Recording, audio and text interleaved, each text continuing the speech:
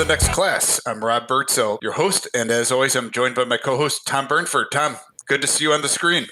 Great to be here with you again, Rob. Looking forward to this discussion today. And it was even better to see you in person. Got to have a few meetings this week, so it's great to see you in Baltimore and our team. It's great to get our team together in person for a few days. Yeah, absolutely. And, being together, I was just grateful, Rob, and we're recording this just before Thanksgiving and just feeling thankful for the reality that we can start to get together, and also thankful for the work of Catholic education. So grateful particularly to Catholic school teachers who may be listening to this in the future for the incredible work they do in forming and educating children, including my kids, and I think your kids as well. So season of gratitude. That's great, Tom. Thank you for that. And also a shout out to our producer, Nico, who is with us here, who is actually Sunday going to be going around Chicago handing out turkeys, which I just think is really, really a cool thing that he and his friends are doing. So thankful for our team here. So, Tom, we have a big, important guest today. In fact, our first two-time guest, the first returning guest to the podcast, to the next class, Father John Foley, as many people know, is the founder of the original Cristo Rey School and the founder of the Cristo Rey Network, which is supporting the schools and helping to replicate the original school. What I bet no one other than John and I know is that he grew up next door to where I'm recording this podcast in Wilmette, Illinois. Wow. This is a great story time. John and I were traveling. I think we were in Syracuse or Buffalo, and my wife calls, and we had sold our home in Wilmette. We're downsizing a bit so that I could keep working at Cristo Rey, and we had a fine home we're going to move to. And she calls and she says, "I found our home." And I said, "We already own two. We need to sell one." And she's like, "No, this is it." And it was an amazing home. John goes, Father Foley goes, "Well, what's the address?" I said, 2511 Kenilworth. And he goes, "Oh, that's the Miosi's house. I grew up next door." And we knew amazing. That was a Cristo Rey moment. And I became a real estate tycoon unwittingly in Wilmette, owning 3 homes at one point. But we've been in trouble ever since. So that was another fun story that John grew up literally next door to where I'm recording this podcast today. But Father Foley is a graduate of Loyola Academy, went on to Georgetown, left Georgetown to enter the society, spent some years in Mexico learning Spanish, but spent 34 years in Peru running Jesuit schools in Tacna and elsewhere in Peru. And then was called back to Chicago to start Cristo Rey. And we'll get into that in a little bit later. But Father Foley, welcome to the next class. Thank you very much, Rob. I'm delighted to be here. And Tom, I loved your introduction, your gratitude to all the teachers listening to us. We know especially well how dedicated they are and how mission-minded they are, and there's no price tag to put on that. That's the beauty of our team of Catholic school teachers. Absolutely, yes. Yeah, and Father Foley, this is a little different than the first time. We actually came over to the Cristo Rey office with all sorts of gear and recording equipment and a different team, and sat down, had a great conversation with you and Elizabeth Gettle, the CEO of Cristo Rey. And now, who would have thought a year and a half or 2 years later, we'd be doing this on a platform called Squadcast with a new team. But technology, how people have adapted is really amazing. So I'm glad that this is pretty cool. An 85-year-old Jesuit priest doing a podcast on Squadcast, from his Jesuit residence. Well, it's so cool, Rob, that this Jesuit priest doesn't even know how cool it is because it's all the ins and outs. Just put me in the right place and tell me the button to push, and I'll try to do it. That's great. Well, Father Foley, to begin with, big news from the Cristo Rey Network in the past couple weeks about your retirement and move to the Jesuit community outside of Detroit, Columbier. And I'm sure our listeners who are fans of yours and have seen your work for so many years would love to just know how you're thinking about this and how the process came about and how you're doing. Oh my gosh, that's thanks for the open-ended question. I love it, Rob. I got to tell you that it's a spiritual experience and it's wonderful. It's some 60 years ago when I entered the Jesuits, just before I entered the Jesuits. In other words, in high school, I had always been fighting against a vocation. I thought I might have a vocation, and I was dreading my lot, and I didn't want any part of it. And no, I don't want to do that. Until I went into one day to my senior advisor at Loyola Academy, and I said, "Oh, just sign me up. I can't decide." So he said, "No, I won't." He said, "Go to college for 2 years if you want. And if after 2 years you still want to come in, let me know." Well, I was back pounding his door down in 1 year and never looked back. So I consider myself extremely lucky. And I always say that was the best advice I ever got. But something similar is happening right now. And this is something in my life. I'm getting very personal here. I hope this is okay. But another thing I've dreaded was the day that I'm kind of sent away to our retirement home. I thought that's kind of like the waiting room for heaven, and I dread that day. Well, I dreaded that day until about 3 months ago when I woke up one morning with tremendous arthritis, and this is literally true, and found that I needed a lot of help.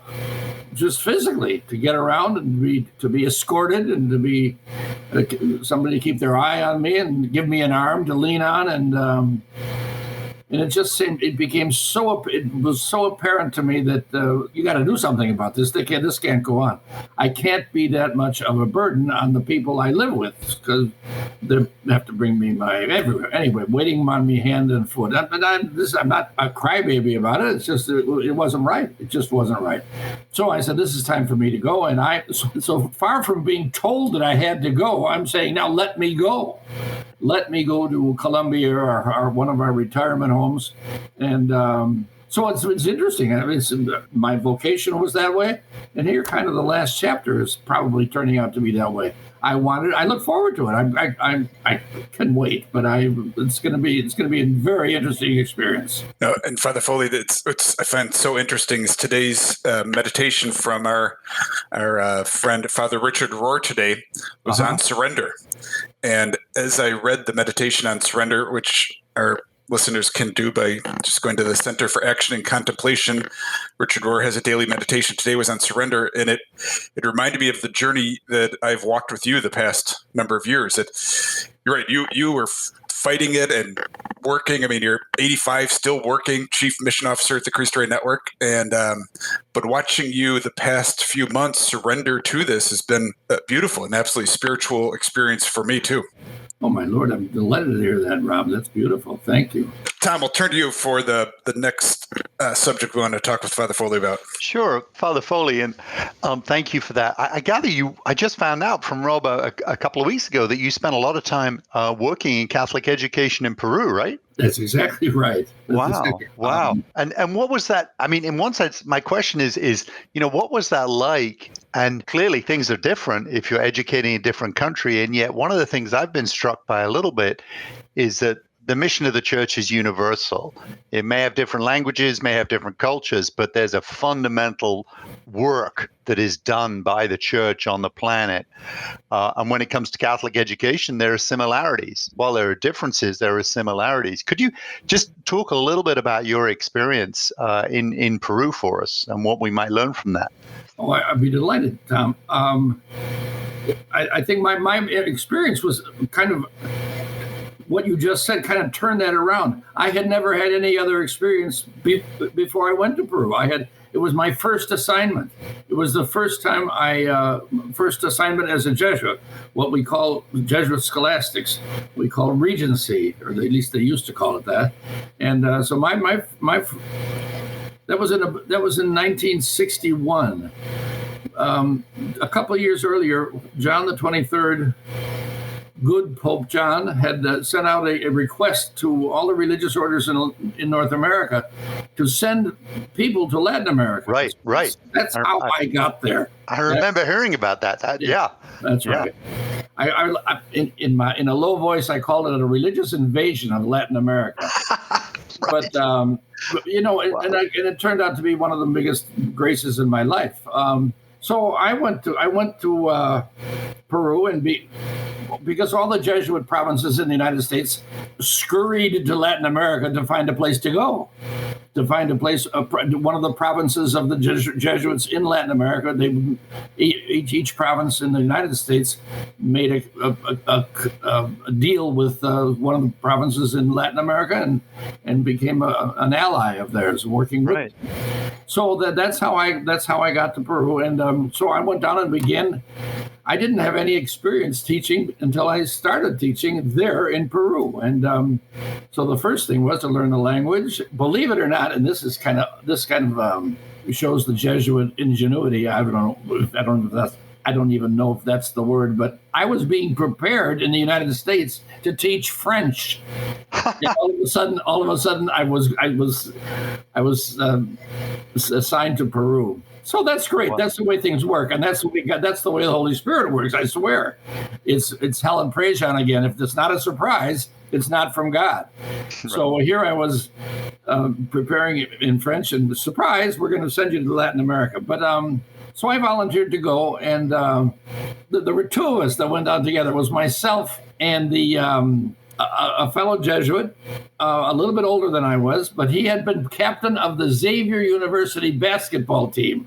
So he was this jock, and a tall jock, and a sports guy, and so forth and so on. So we get to the school where we were assigned in Peru. And of course, in Peru, these schools, all the Jesuit schools are from K to 12. There's no high school. Yep. So just half of the school it's K to 12.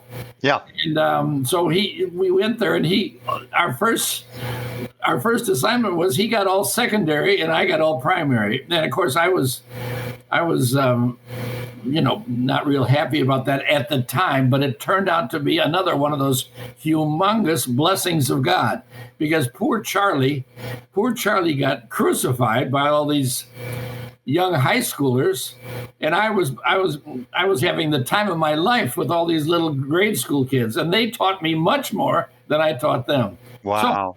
So, it was just great. So Father, that's fascinating, because in some sense, when you came back to the United States, that was what was different, because you started in Peru and spent so long there. Exactly. That's exactly right. It was so funny, because I came back, and somebody at the Archdiocese of Chicago Education Office said, "Well, we've got to make him qualify. Or what's the word? Check him out to see if he's qualified to be one of our teachers." So I had an interview one morning with the person from the Chicago Archdiocesan Education Office, and she asked me all these questions, and I don't think I answered one of them. And at the end of the conversation, the superintendent of education said to the person who had interviewed me, "Well, did you interview him?" "Yes." "Well, did he know anything? Well, how was he?" "Didn't know one of the answers." "Are you going to approve him?" "Of course I'm going to approve him. He's been he's been in this classroom for 20 years. I think that's, Rob, what an incredible lesson, right? I know I'm an immigrant from England, but I've been here for 30 years in the United States, and it's so easy to fall into a North American or even United States mindset. Whereas, Father John, you're talking about bringing all that experience here and then taking that forward. I think that's just a fascinating perspective, and clearly has been a gift to your ministry in the United States since you came back from Peru. Well, just a little footnote there, Tom. The first time that we introduced the idea of Cristo Rey was at a press conference that the provincial called here in Chicago, and so the provincial said, "We're going to begin a school in the Pilsen area of Chicago, and it's going to be bilingual." So one of the reporters asked a question, and she said, "And I'd like the answer in Spanish, please." So, because very rightfully so, they were testing what are these guys talking about? Yeah, and people commented to me afterwards.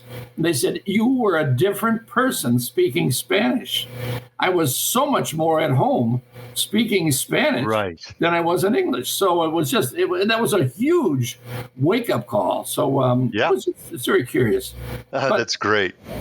Well, Father Foley, that's so interesting, and obviously been on this Cristo Rey journey with you so long, but I hadn't thought about it that way, that you went down with an open mind to Peru, and 30 years later, it was the Peruvians who taught you, and you came back here and started Cristo Rey from a Peruvian mindset.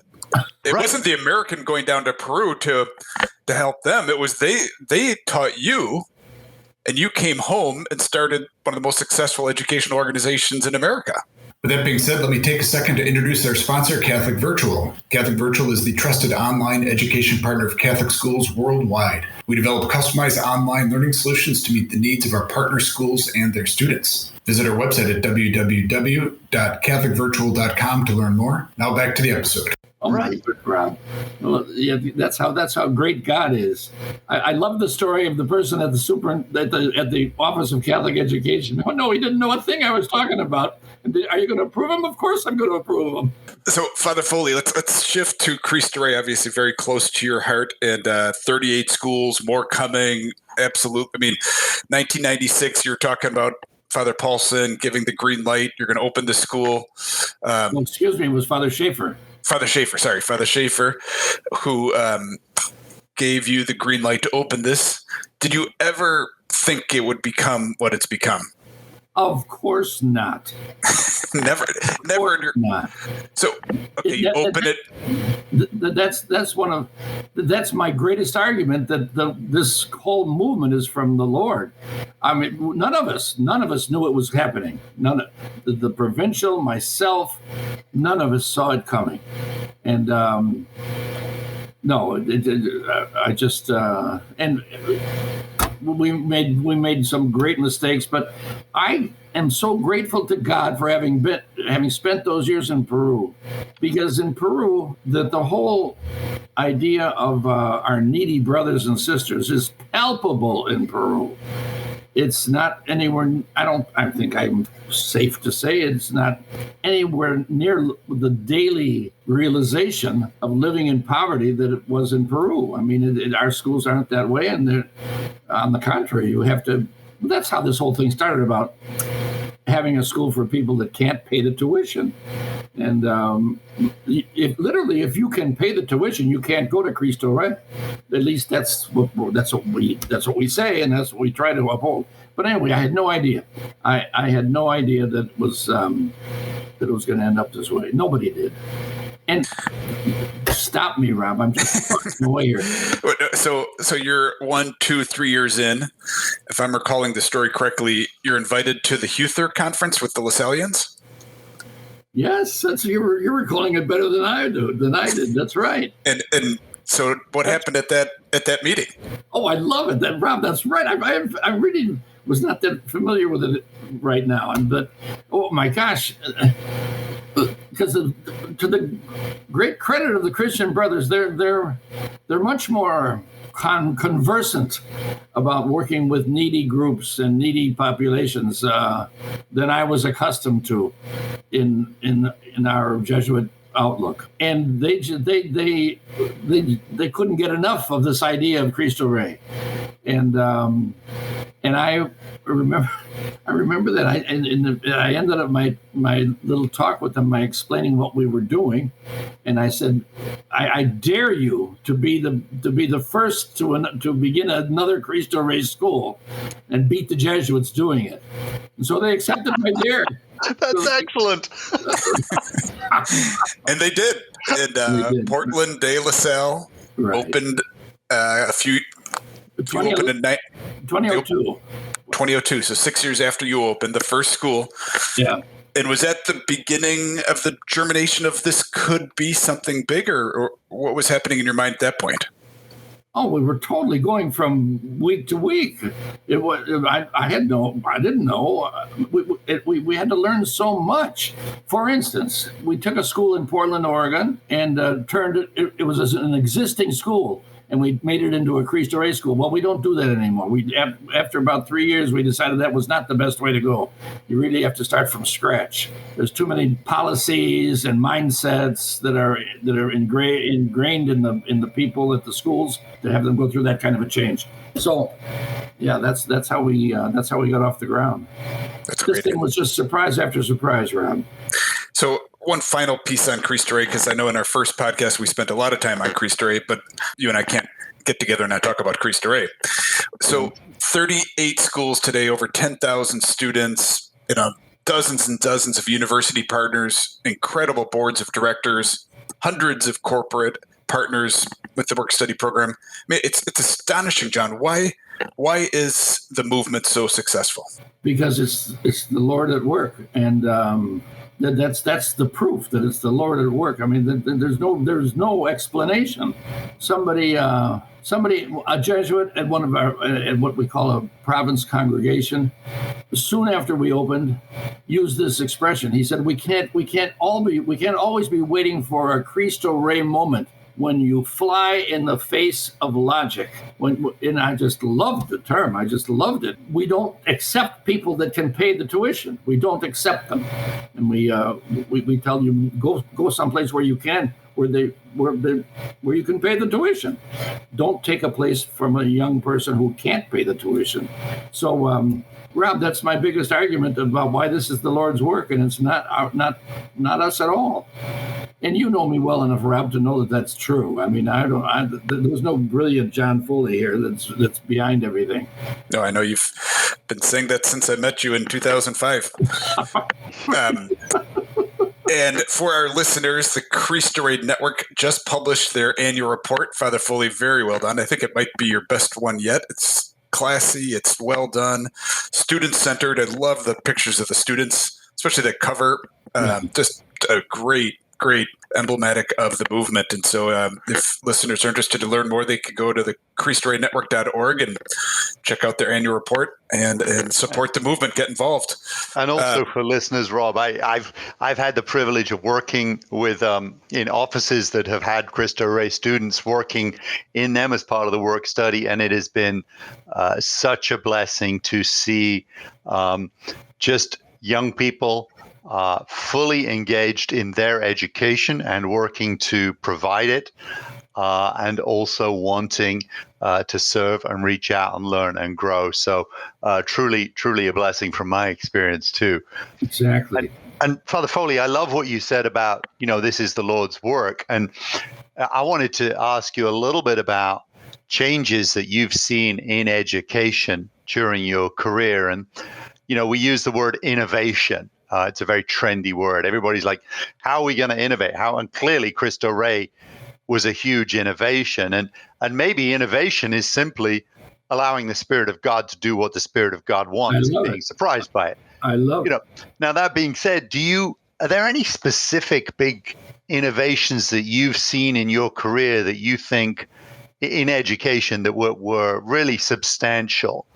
Can you talk to us a little bit about that? Because then we want to talk a little bit about where do you see things going in the future in terms of this Catholic, in terms of education, either in general or in terms of Catholic education.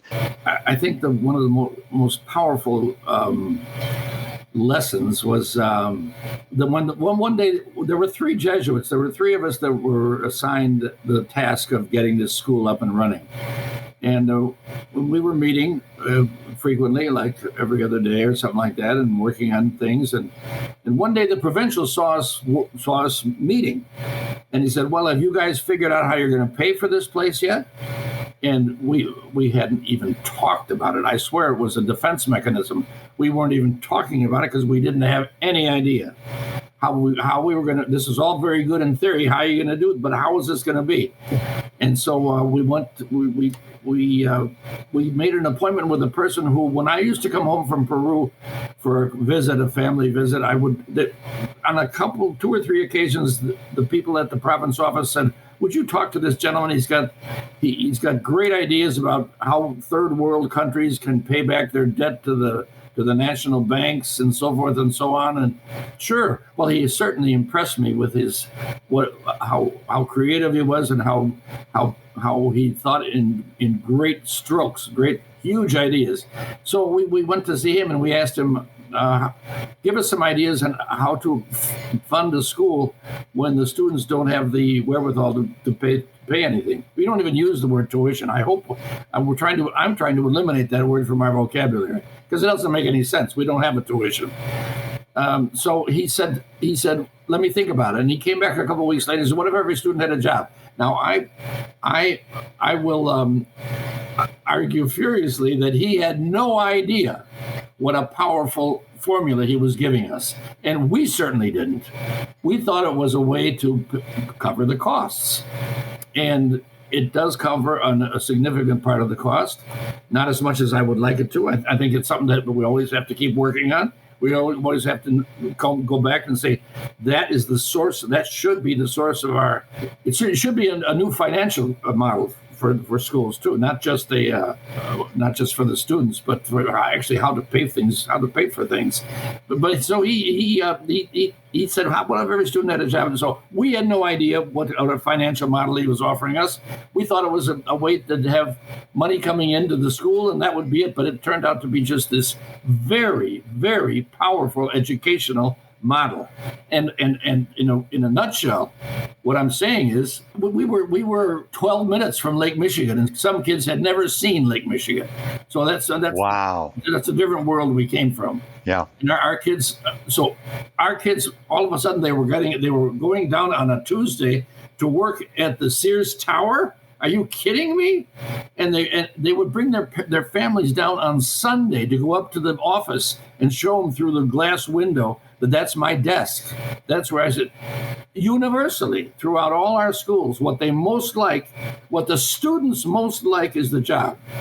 And it's because it's their introduction into a new world, a world that they never thought they had access to, and that that's my desk. It's got my name on it. People here respect me. They ask my opinion about things. So it turned out to be this extreme, without anybody knowing it, it turned out to be this extremely efficient educational model. And so that's where we were. Yeah. Yeah, a very substantive innovation and change indeed. So yeah, that's great. So Father Foley, as Tom alluded to, thinking about 5 to 10 years from now, where do you see education going in America? Rob, you know me well enough to know that I'm a little bit over my skis on this one. I'm not a good theorist, but where do I see it going?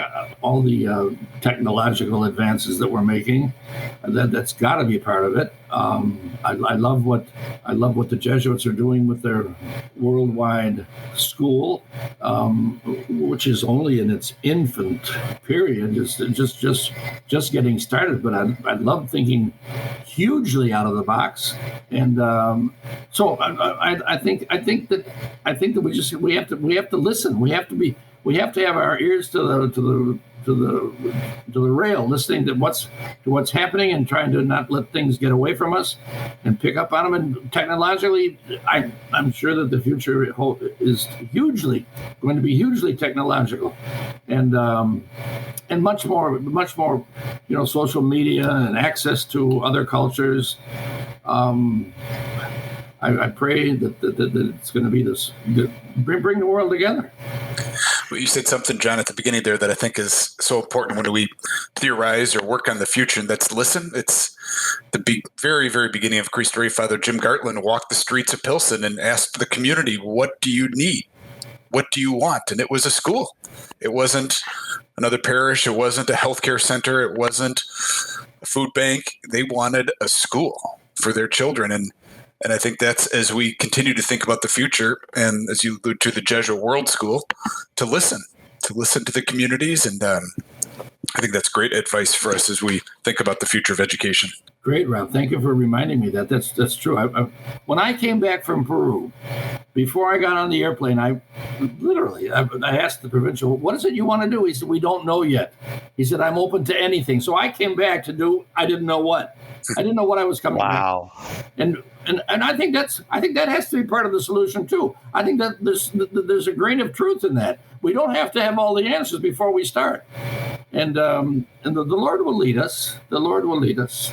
That's such a wonderful way. I mean, I guess that's one of the great gifts of religious life, is that freedom. You know, I'm sort of a family guy, and it makes me very anxious to think about that, because I want everything sorted, and I've been trained to want everything organized and planned out, and yet that's simply not. Firstly, it's not within my control or anyone's control. It's not the reality, and it's great to hear your testimony in that regard. That's great. Well, Father Foley, we've come to the end of our time here, but before we end, you may recall from our first recording, we ask all of our guests one final question, and that is, who is your favorite teacher and why? In my own history. Any time in your life, your favorite teacher, who and why? Well, no doubt it was my fourth grade Dominican nun teacher, and when she was just so filled with life and happiness and fun. When we get our math exercises out of the way, we square danced, and she taught us how to square dance. She was as Irish as could be, and she taught us how to square dance, and we had so much fun. It was just incredible. Got to have fun, don't you? That is awesome. Absolutely. Good. Well, Father Foley, thank you once again for joining us on the next class. And I'm actually, Tom, going down to Father Foley's residence now to meet a Colombian Jesuit, and we're going to have a great meeting talking about global Jesuit education. So wonderful. Yes. Tom, I'm delighted to see you again. Thanks for everything. Thank you, Father Foley. Really appreciate it. Great to talk to you. Thank you. So for our listeners, if you enjoyed today's podcast, please like us, rate us, and share this with your family and friends. And we look forward to seeing you again in the next class. We hope you enjoyed this episode today. If you did, would greatly appreciate it if you would share this episode with your friends and family. If you get a moment to rate or review us, that too would be much appreciated. Have a great day.